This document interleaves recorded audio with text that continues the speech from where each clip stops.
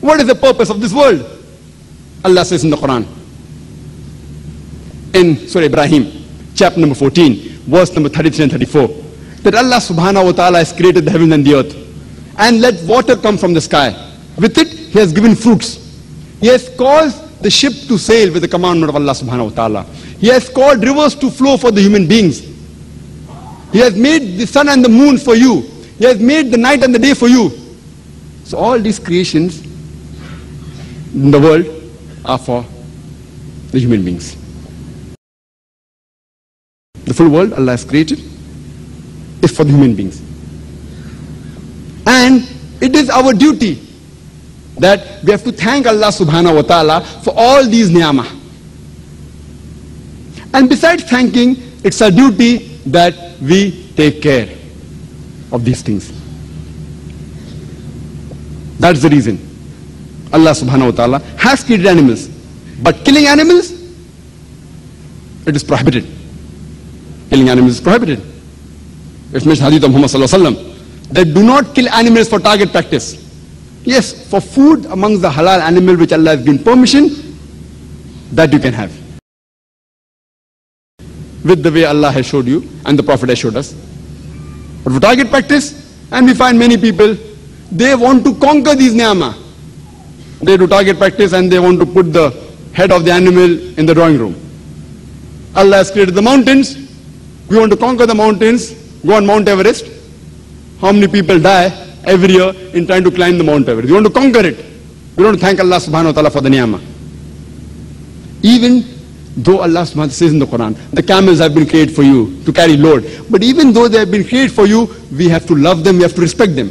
There are several Sahih Hadith, several. It's mentioned in Sahih Bukhari,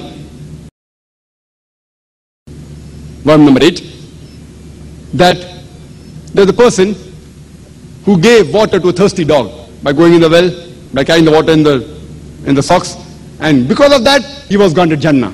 There's another hadith in Sahih Bukhari, volume number 8, that there was a prostitute, just because she gave water to a thirsty dog, she was granted Jannah. And the Sahaba asked, that do we get reward even for giving water to a dog? He said, yes, why not? Imagine the animal which is prohibited to come in our house. Even if we give water to that animal, Allah will reward you for that. And there's a hadith that once an old lady, she tied a cat and did not give it food. So Allah put her in hell. But why did she tie and did not give her food? At least she should have let it go free. She would have fed on the rodents. And that poster is there in one of the posters that is in the exhibition. So we have to even love and take care of the animals. Even the vegetations. We can eat them for a requirement, but not unnecessary. Kill the plants. Even in war, our Prophet Muhammad said that do not chop down trees, do not burn the crops. So all these are the creations of Allah subhanahu wa ta'ala. And Allah says in the Quran, in Surah Adiyat, chapter number 100, Allah says, Allah takes an oath of the steeds of war. The horses that run for war. Allah is taking an oath and saying, Allah continues, verse number 1, 2, 3, 4. Allah says that these horses, sparks come out of the hooves. Clouds of dust they raise. They enter the enemy. Describing that Allah is taking an oath of these horses, the steeds of horses. They are without any fear, just because their master commands them, the person who's the horse rider. For the sake of the master, they enter into the enemy. There are swords, there are weapons. Irrespective whether the weapon, the steed of horse keeps on going because he wants to obey the master. Allah is taking oath of this steed of horse. And in the ending he says, but man is ungrateful. That means the horse, to obey the master, it is ready to die. It is ready to get itself killed. Just because the master says go, it goes. Whether there's an enemy, whether there's sword, whether there's a weapon, whether they're going towards the death, because of the master. But human beings are very ungrateful. That's the reason it's the duty of every human being to reflect on the purpose of creation. That why have we been created? Allah subhanahu wa ta'ala, He's the creator. He's merciful. He's kind. He's forgiving. He's just. It's the duty of every human being that you should worship Allah subhanahu wa ta'ala. Worship Him and no one else.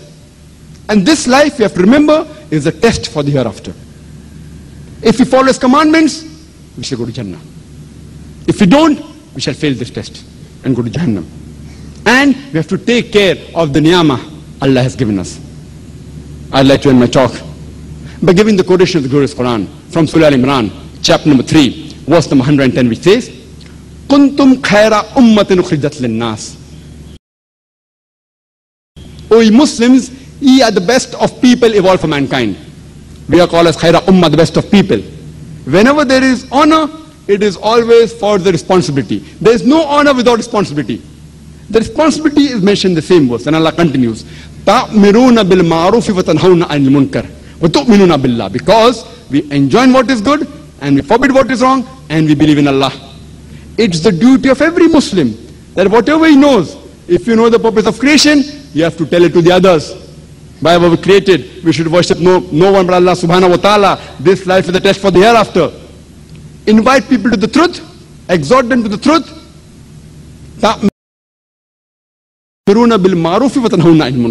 And enjoin them towards the good and prevent them from going towards the wrong. It's the duty of every Muslim. Dawah is compulsory. If we do not enjoin what is good and we do not prevent people from going towards the wrong, we aren't fit to be called as Muslims. We aren't fit to be called as Khaira Ummah, the best of people.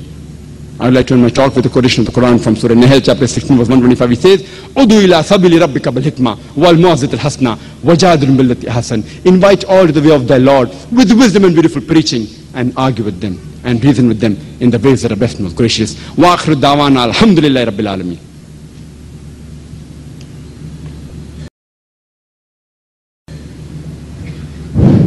Jazakallah khair, brother. We have an announcement of tomorrow's program. Tomorrow, Sunday, the 11th January, we are starting at 10 a.m. With a talk by Janab Khurshid Alam Madani, topic, meaning of Shahada in Urdu. And then followed by, this will be in the regional hall. And followed by, at 11:45 a.m., we have Brother Yasir Fazaka from the USA. There is a question and answer session now. So I request them, the audience, to be actively participate in that. The topic is tolerance in Islam. Then in the evening we have at 6:30 p.m. to 9 p.m. Dr. Zakir Naik will speak on Sharia, Barbaric or Perfect. And we have also an FAQ session starting in the morning in the marquee. It will be in Tamil, addressed by Dr. KVS Habib Mohammed. And the tapes of yesterday's program of Dr. Zakir Naik and Brother Yasir Fazaka are available in the Indian Islamic Mission stall at Hall 7. And we also have a free booklet for non-Muslims which is called The True Religion in Tamil and English. This is for free distribution to non-Muslims. This is also available at the Indian Islamic stall. I request Brother Ashraf Mohammadi to announce the women's program. We move on.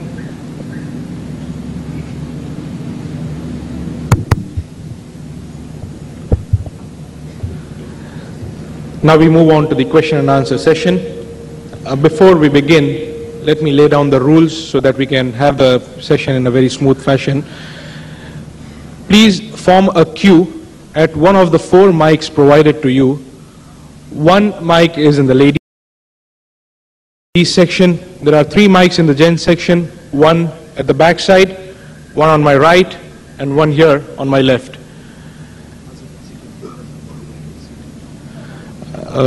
Brothers and sisters are requested to be seated so that we can proceed to the question and answer session.